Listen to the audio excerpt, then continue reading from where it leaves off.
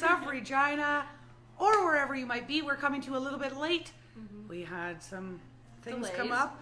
What we've got a couple monkeys here. Yeah. Mr. Zainerman is in the house. We did talk about natural flea and tick. We're not talking about that today, but we'll probably talk about that next week, maybe. Yeah. Oh, next week we're closed. The following. We'll figure some stuff out. Yeah. But we'll show you Zainer's collar, if you can see.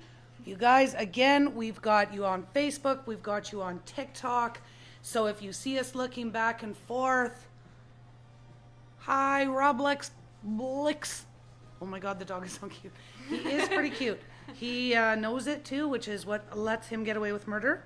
But yes, here is his amber tick collar.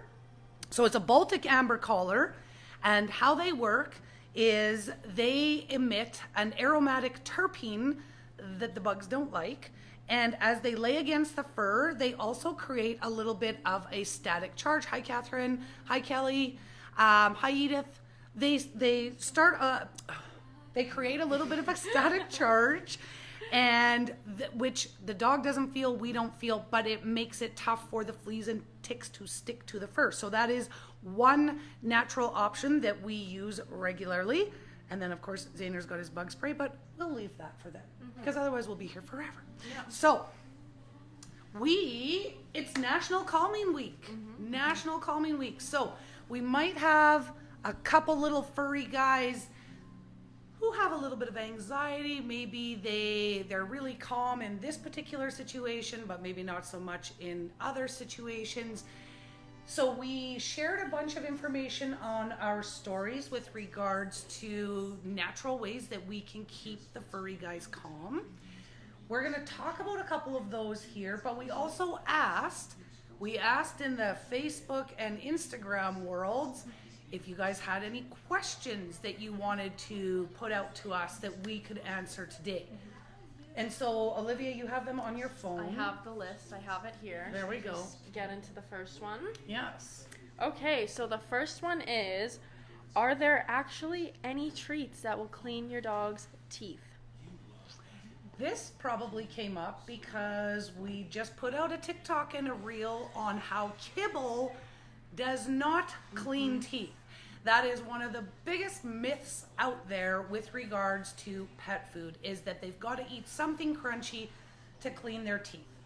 And my analogy is always, that would be like me telling you to go eat crunchy Doritos your whole life and you don't have to brush your teeth. It doesn't make sense. The other reason it doesn't work is because dogs and cats' mouths are not designed to chew.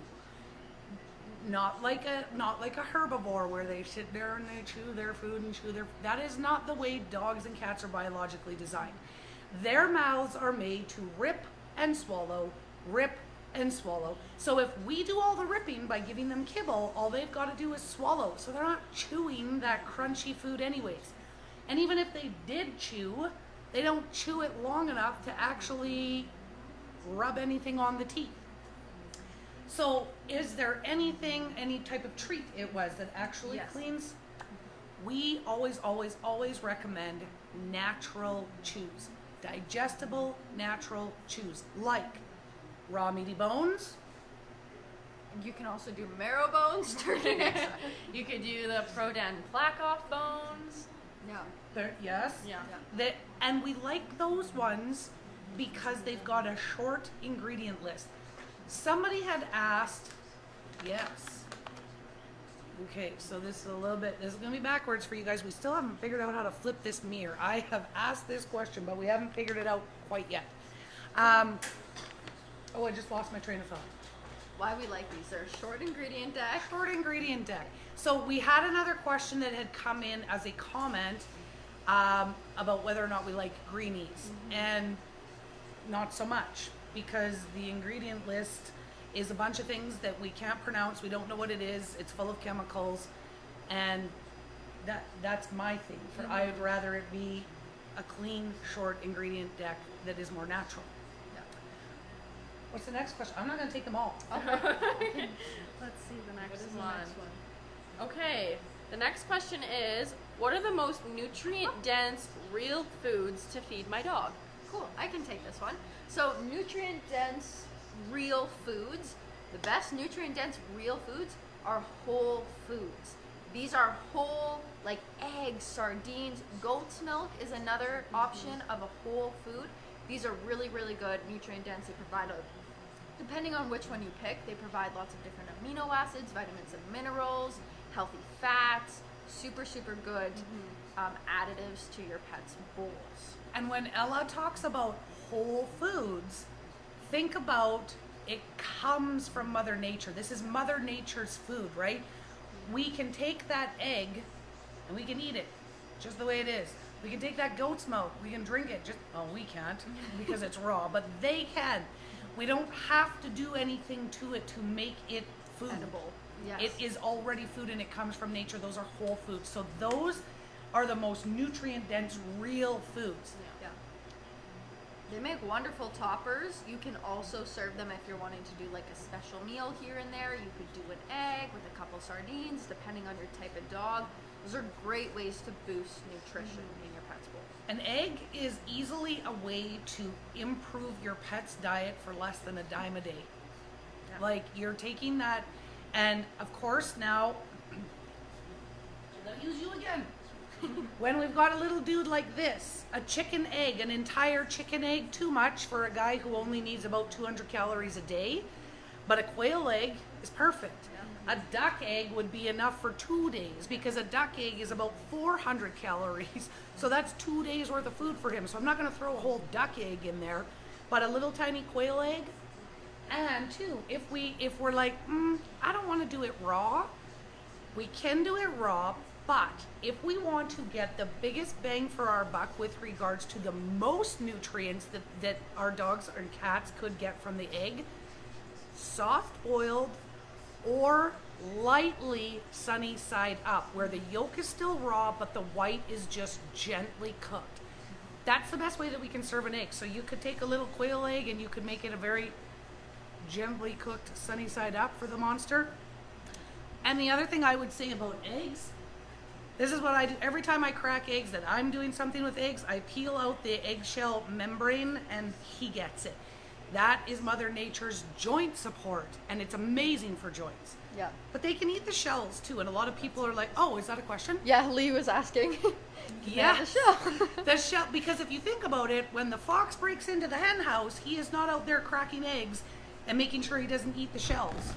We've got a couple comments here. One lady is saying, love you guys. I work at a store in Illinois like yours. We sell a lot of the same things. Somebody's asking, do you have a dog? Carly has a dog, Zaner, the little Yorkie, and then I have a dog, Rue, who you can't see because she's about 50 pounds, so I can't quite lift her. Eventually. Yeah. Another person is saying, love your content. We own a store like yours in San Antonio. Nice. Wow. Love from all over the world. And you know what, you guys, for all of our store employees, owners out there in our southern borders, we are connected with tons of U.S. stores. I'm going to give a little shout out to Pet Boss Nation. If you own a store, work at a store, and you're not part of Pet Boss Nation, be part of Pet Boss Nation, because it connects you with pet professionals all across Canada and the U.S. So we can talk in there too. Yeah. Is that it? Did we get all of them? Favorite dog breed, if you have one, from the reptiles. From reptiles. Favorite Yorkie. dog breed? Yorkie. Of course, Yorkie. Yorkie? I have to say that. Zaner would be so offended if I didn't say that. I like sighthound breeds.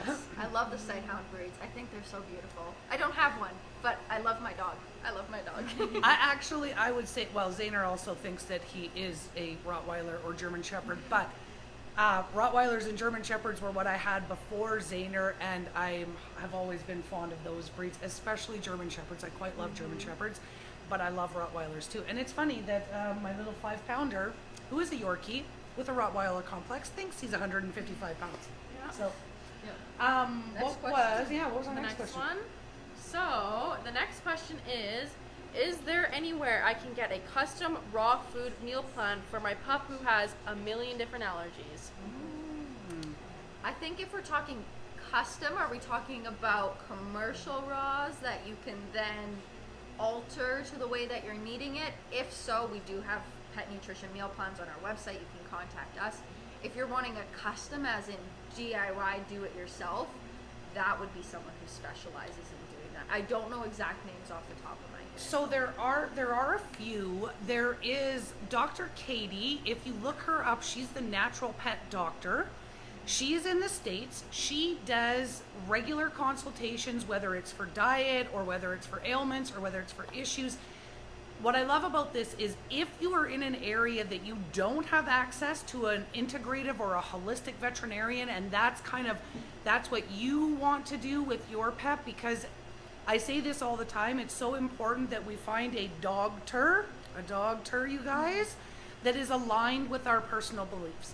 So we only have one holistic vet in Saskatchewan, and so that's where we go for her clinic, because her doctors have her guidance, right? So they're not all holistic veterinarians, but they're definitely aware of holistic or integrative approaches to caring for our animals, and that's something that's important to me, because I don't want to medicate everything, especially if I can address it with food, which is what we're all about.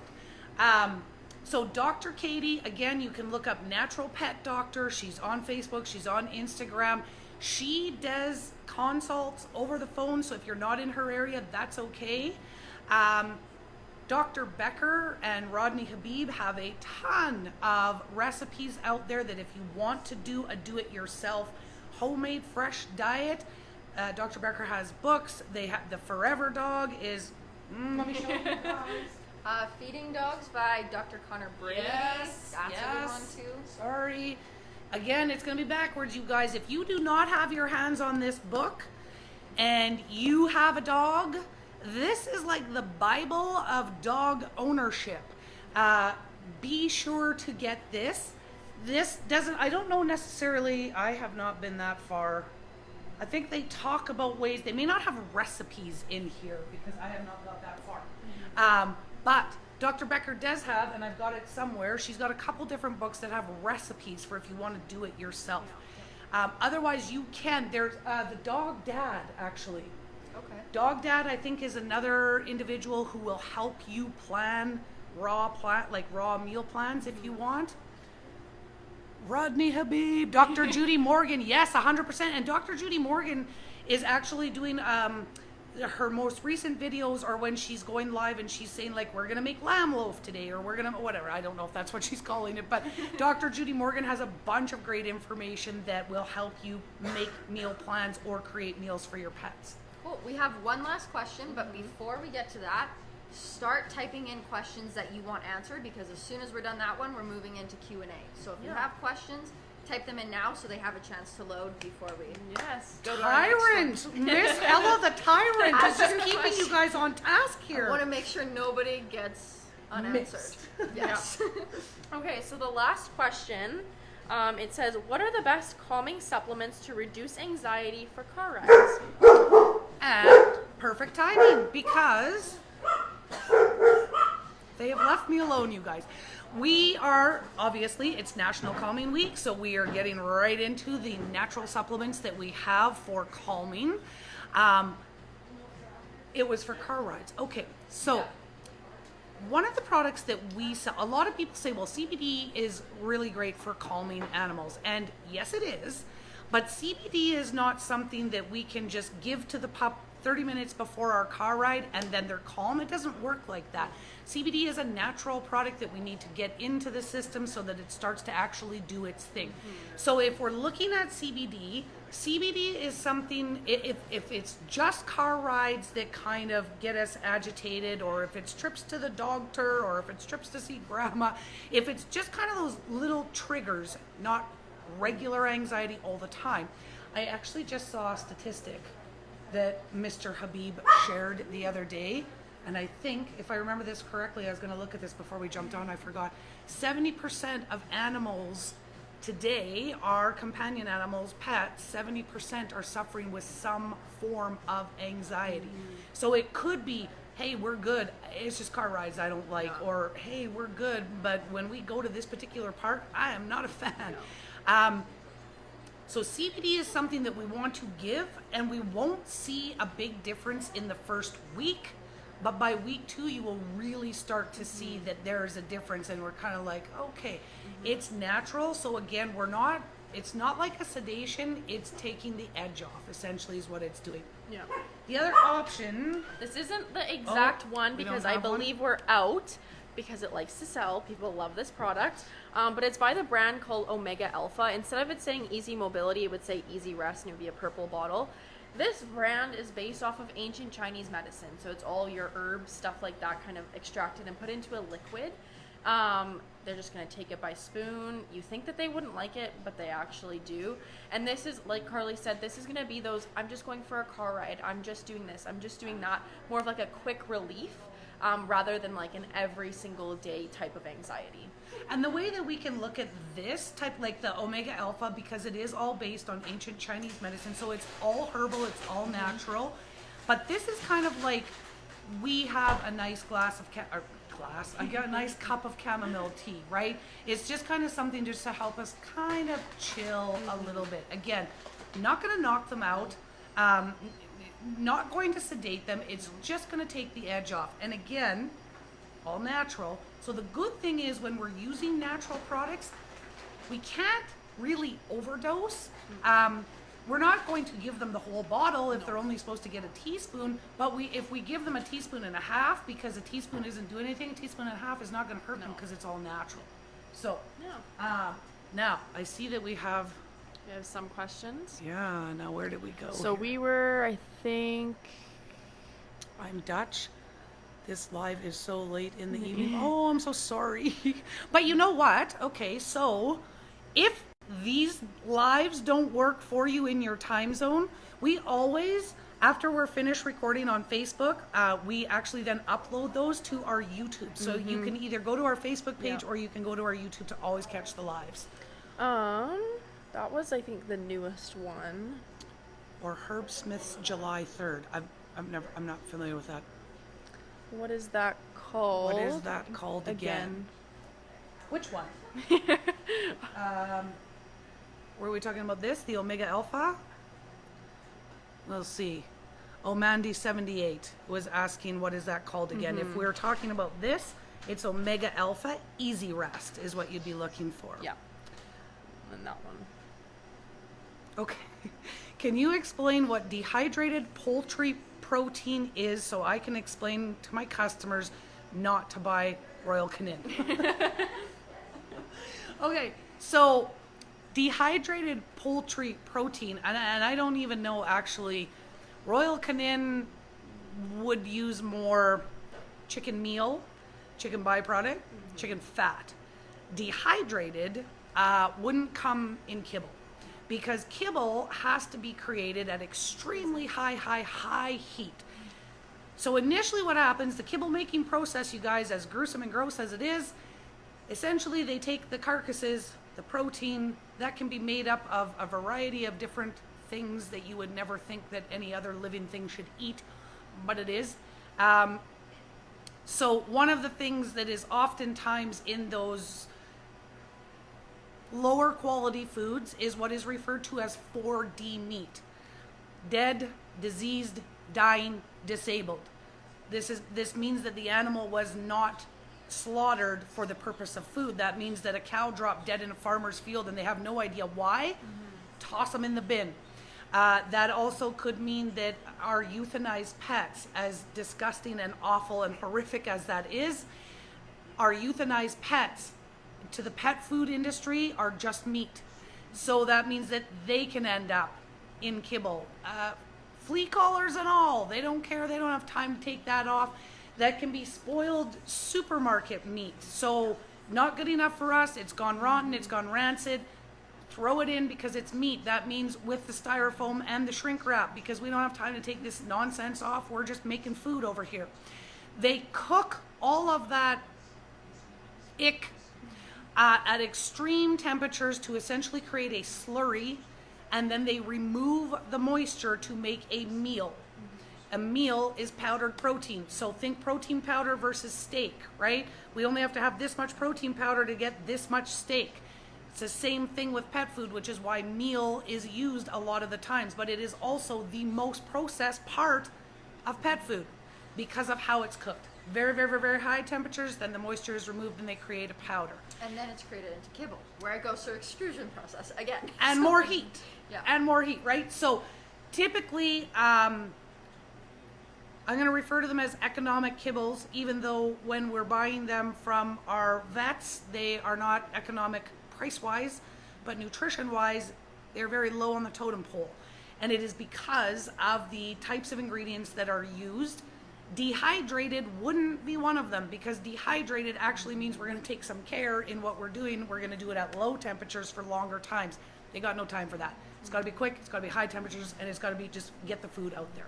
So hopefully that kind of helps. Hopefully that does. So, And Mandy said yes, so that's perfect. so that was the omega alpha. Perfect. Okay. So it's just completely broken down, overheated meat, no nutrients left. That's right. That is why they have to add what is called a vitamin pack or a premix. Premixes essentially are all of the nutrients that were removed during the manufacturing process have to be added back into the food so that there is some sort of nutritional value for the animals. So premixes or vitamin packs is what they're called. Premixes and vitamin packs, again, you guys, pet food industry is in it. I say this all the time. One of the most lucrative industries in the world, but at the same time, one of the most deceptive industries in the world. So what we don't know, they don't want us to know. Yeah. That is part of what we do here to try to draw back that curtain and create transparency in the industry. So those premixes or those vitamin packs, the pet food manufacturers, the unscrupulous pet food manufacturers of the world, are looking for rock bottom prices. If they can get that cheaper overseas, that's what they'll do. And that's where the vitamins and nutrients are added back in. So, pardon me, when you see a list of ingredients on the back of the bag and you see salt, and we're going to do a TikTok about this. This has been on Ella's to-do list for 10 days or more. She's going to get to it. When we see salt, salt cannot be more than 1% of the bag. So when you look through your ingredient list, find salt. Anything after salt is guaranteed less than 1% of the bag. That's where you're going to see all of the vitamins and nutrients and minerals that are in the vitamin pack or the premix that have been added to the food. The reason that we want to know where salt is, the reason that we want to know where salt is, and the important piece is that it is no more than 1% of the bag, is if that manufacturer is showing you a bunch of big, beautiful fruits and veggies on the front of the bag, but you flip the bag over and they're all listed after salt, you'd be lucky if there was a whole blueberry in that bag because it's listed after salt. We want to see fruits and veggies listed before the salt so that we know that they're actually in there providing some sort of nourishment to the animal who's eating that food. Are you guys going to add? That was, you covered it all. Yeah. Good. Where did you? I think here we should go first. Toothbrushing. Toothbrushing. Recommendation of toothpaste. I have been using coconut oil. They like it. Awesome. Keep using coconut oil. And the reason that I say that, Lee, is coconut oil is just that, just coconut oil. And essentially all we're trying to do is just try to brush off the teeth. Toothpaste that are made specifically for dogs, we want to make sure, again, very clean ingredient deck. Never, never, never buy a toothpaste for an animal that includes a whitening agent. We care about that. They don't. Whitening agents can be toxic. So I don't know if titanium dioxide was included in some of the toothpastes, but I know that there was other whitening agents that if you see whitening agent on your pet's toothpaste, get rid of it. Find a clean ingredient deck and understand what all of those ingredients are. What we use in store, what I use as Zaner every night is called Tropiclean. It's their no brush gel. So technically all I have to do is put a little blub on his teeth and he will lick to kind of clean his own teeth. But if I brush with it, I can make it happen quicker. So I put it on his little toothbrush, and every night this is just part of our bedtime routine. Lips are up, teeth get brushed, and he likes it because it's peanut butter flavored. Yeah. Or so he tells me. I think that was it for this one. Yep. Okay, so let's go back up here. This was the last one that we didn't. See, my cat, Purina urinary food, and the quality was the worst. We agree. Mm-hmm. And you know, the thing is, you guys, too, with like, with the prescription foods, we can't, oh no, I haven't posted this yet. Nope. It's coming. It's coming. Maybe I'll leave it for that. Yeah. Okay, I'm gonna leave it for that. We've Yeah. got a TikTok coming about prescription foods. There are things you guys need to know if you're feeding a prescription food. Someone saying, thank you for your answer. Your knowledge will be told in the Netherlands. Cool. Yay. That's awesome. So kibble like, oh my God, Ella. So kibble like Royal Canin is a common brand sold by vet clinics. Are they not aware or trained in animal nutrition? Well, okay. This is no slam at the vets. Our vets go into school to become medical experts of the body, very much like a GP. If we were going to our doctor, to our general practitioner, who is an expert in the medical side of the body, and we said, Doc, like, my skin is dull, my hair is not good, I don't have a lot of energy, I think it's my diet, they're going to tell us, go talk to a nutritionalist. Like, that's their area of expertise.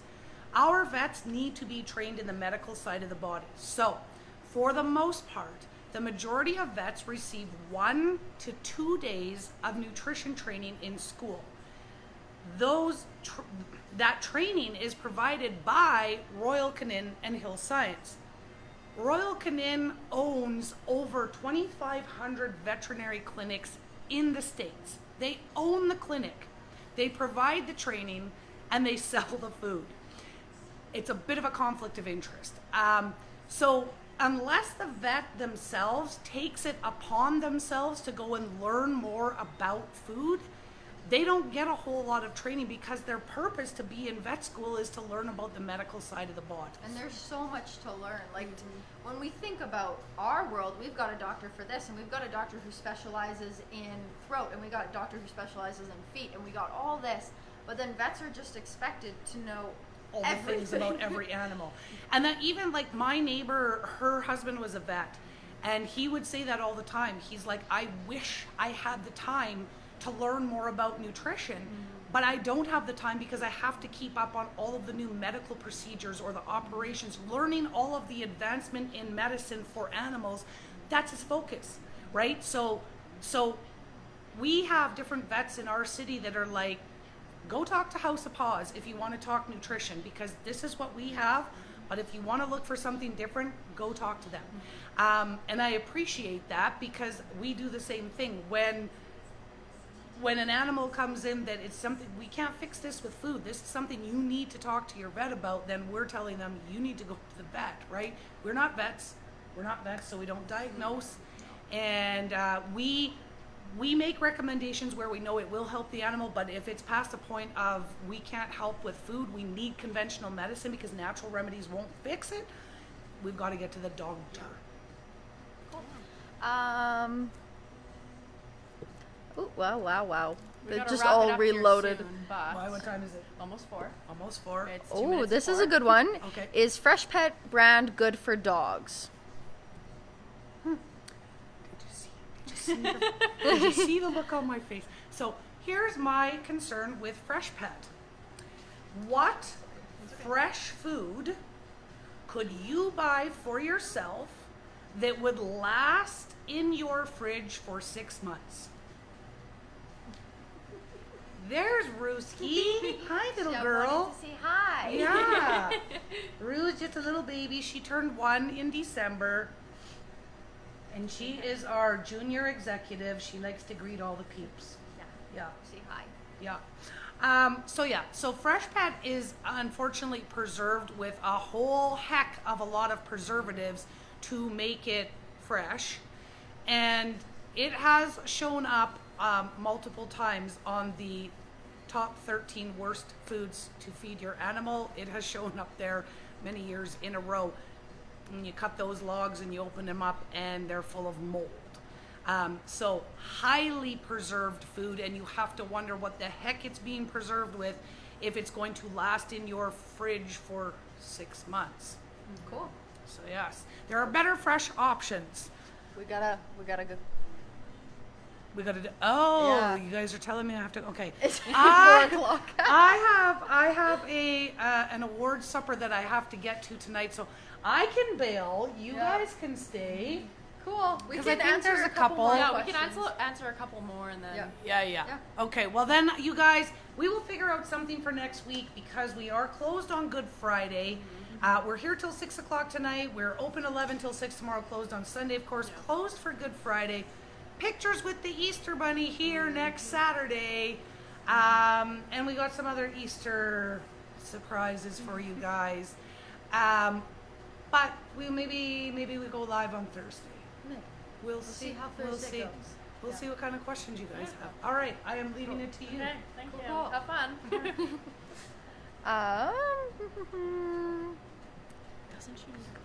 I don't see. Yeah, you'll likely need your phone. Yeah. Eddie is saying thank you for the play and goodies today. Eddie and I love you guys, your products and your knowledge. Oh. We'll answer maybe 2 or 3 more, and then Yeah. we gotta get going. Lots of love from the Netherlands. I'm a fan of you all, but I have to sleep work tomorrow. Good night. You are also informative. Thank you for sharing. What soft food brand do you recommend? We got 2 soft foods that we Yeah, I recommend. can kind of bring some up for dog and Yeah. cat if you want to say in the meantime, if Yeah. it's dog or for cat, but I'll just bring it all up. Cool. So we carry usually 2 brands of soft food if we're thinking of canned foods for dogs. We do Open Farm and we do Honest Kitchen. We love both the brands. They're very transparent. They have really good formulas. Open Farm, they've got a couple different flavors. They're all stews. And then Honest Kitchen, they have a stew line and a pate line as well. So that's for dogs. For cats, we really like Honest Kitchen as well. They make those.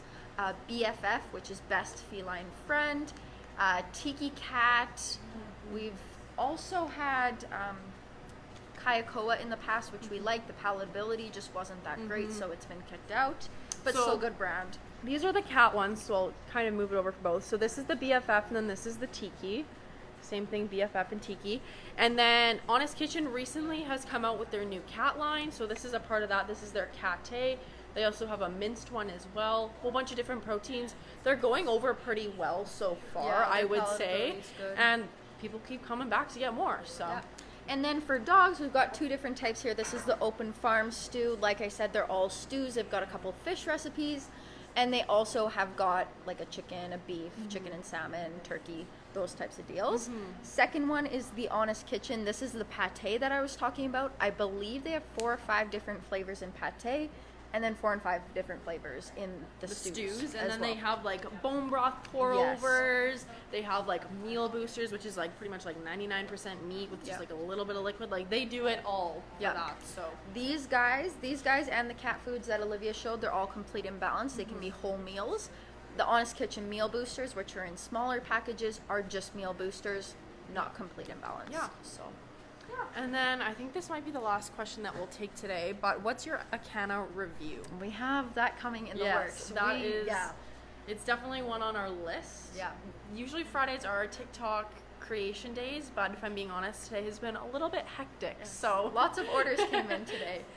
But yeah, we will be doing mostly every brand as TikToks. Yeah. We also, on our website, there's a little tool at the bottom of every page that says, what grade is my kibble? This is a really, really quick way. It's a free tool that you can just check out the kibble that you're feeding now, if it is a canna, and see where it falls on that spectrum, just in the meantime, Yeah. till we post a video more in depth. So yeah, that's about it for today, guys. Thank you for tuning in. If you guys do have more questions, feel free to message them to us or to do whatever you would like with that comment. If you're watching our TikTok live and you want to see what we were talking about before, you might have jumped in halfway through. We post it to our Facebook afterwards. We can't post long lives to our TikTok, unfortunately, so do go check out our Facebook. And I post all these lives as well on YouTube, so even if you want to re-listen to a certain part, just go there. It'll all be there. And like we said, we won't be here next Friday, but we will try to do it next Thursday. Yeah. Sometimes it's pretty busy when we have kind of like a day off in the middle of the week. People are just like, I gotta get everything now. So we'll see how it goes. Fingers crossed we'll be on because we love doing them. We love answering all the questions. Yep. But yeah, cool. One last question. Do you ship? Yes, we do. You can, shipping across Canada is $25, and then anything other than that, message us. We can get you a quote. Yeah. Bye, everybody. Goodbye. Have a good day.